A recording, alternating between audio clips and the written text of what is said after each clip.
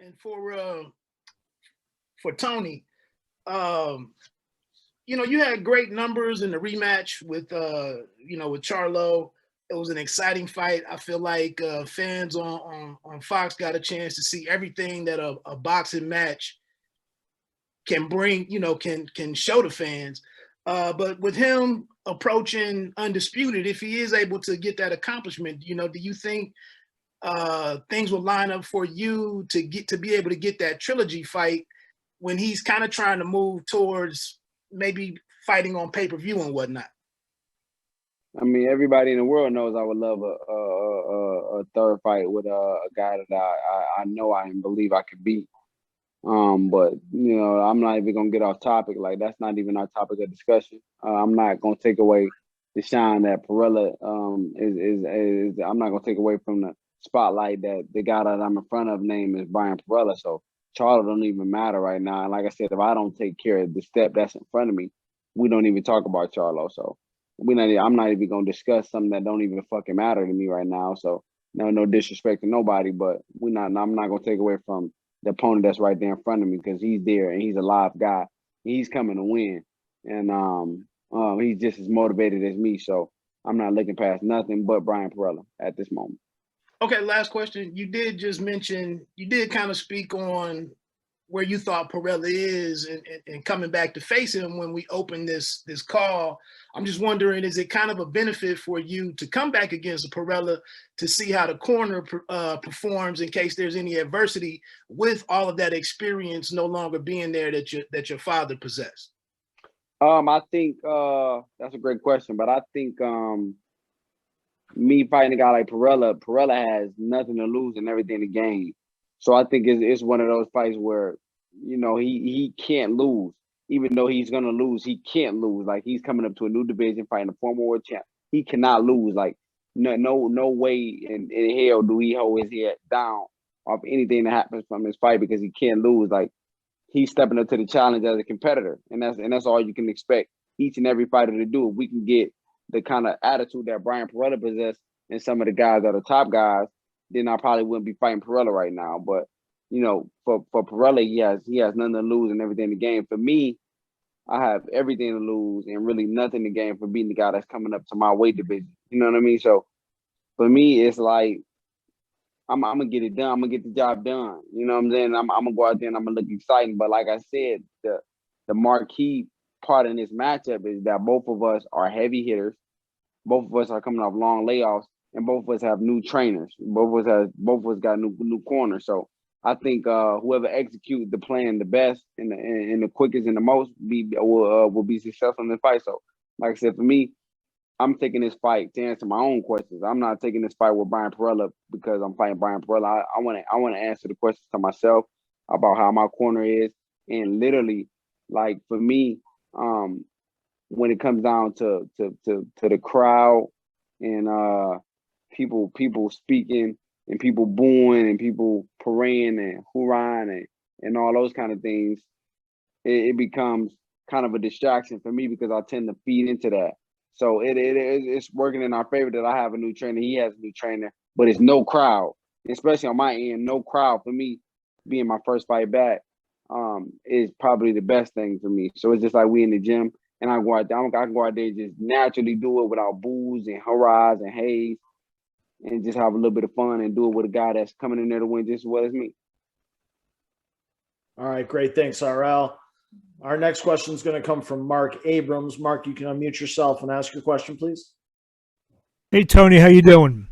What's up, boss? Good. How you doing? With all the back and forth in the 154-pound division, obviously Jermell, who's got 3 of the belts, and Castaño, but obviously over the last year and a half, between you and Jermell exchanging and Julian, losing to Rosario losing. Where do you fit in right now in terms of, with maybe those 5 or 6 guys I just mentioned? Where do you think, and I know you're not looking past Bryant, but with the win, who do you want after that? Like I said, my main focus right now is beating Bryant Perrella. I think every question that you ask right now will be answered victorious Saturday night. After victorious Saturday night, I'll answer any of those questions a day in a lifetime. Even though I answered these questions before in previous meetings, I think now that it's fight week, I'm literally locked into one person. That's the good fella with the pretty boy hat on, and that's Bryant Perrella. I think that's the only guy that's really my focus. My focus is him. I don't want to worry about nobody else. I don't want to think about no other fight. I don't want to think about nothing but being victorious Saturday night, and everything I have to do to become victorious Saturday night. And I guess the second question, I know you just said you're not looking at anyone else, but if Jermell and Castano do fight for all 4 belts, do you who would you like in that fight? I literally don't give a fuck who wins. Like just like Tom said, 154 is I think the best division in boxing. You can go from 1 to 10, and you can make a great fight each and every time out. So I think what makes us better is not because we got the best athletes, it's because we continue to compete against each other. You see Lubin fighting Rosario. You see Castano fighting Charlo. You see her about to get back into it. You see J-Rock about to get back into it. And eventually, these fights are going to happen with me and the crossover with one of those guys, or me and the Rosario, or me and the Lubin. So you see us guys continue to keep making the easy fights happen because 2 people just mutually agree to fight each other. And that's why I think our division is the best, because we're going to mutually keep fighting each other because we're going to keep competing. And that's all you want box to do is keep competing. And no matter who win or lose, just keep competing against each other and make the sport great again. All right. Thanks, Mark. Our next question is going to come from Keenan Atchison. Keenan, you can unmute yourself and ask your question. Hey, how you guys doing today? What's up, My first question is for Bryant. How was training camp for you, not having to get down to 147 this go round? And do you think that you'll end up staying here at 154? Well, it was great, you know. Nothing changed but the weather, man. I basically just work hard like I always do. Maybe even more so, except I soaked in so much more knowledge this whole past year. Steady working, and I don't have to suck all the way down to 147 no more, so I can be strong and powerful and fast, smart like I normally am throughout camp without losing nothing. So I'm gonna be a full blown lion on fight night, and I can't wait to get it on. All right. And for you, Tony, you honestly, you have some of the best skills in the sport right now. Do you feel like ring rust might be a little bit of a factor since you haven't fought in 16 months, or do you think, your skills will just be able to overshine that ring rust?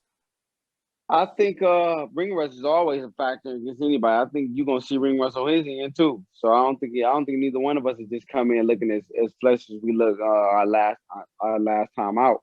But I think it's gonna take just maybe like a couple rounds, just like anything else that I've been doing for so long. Like anything else you've been doing for so long, it's gonna probably take me a couple rounds to get used to it. But once I get used to it, probably 1 or 2 rounds. Well, let me say 1 round, just first round, just fell out round. But maybe 3 rounds. After the 3rd round, I'm back comfortable. I'm back. And if you see me touching him round 1 and round 2, you ain't got to worry about it going too long, because that means the ring rust ain't there no more. So, like I said, maybe 1 or 2 or 3 rounds after the ring rust, you will see me flowing. Once you see me flowing, I'm having fun. And once I get to having fun, I'm a dangerous man. So, but like I said, ring rust is always a thing. But it's just gonna take a couple rounds to get acclimated to that, to the speed and the power of punches again. And once I get used to that and I'm back to having fun, you'll see super bad lit again. All right, thanks, Keenan. As a reminder, for any media that would like to ask a question, please hit that raise hand icon. Voice to continue.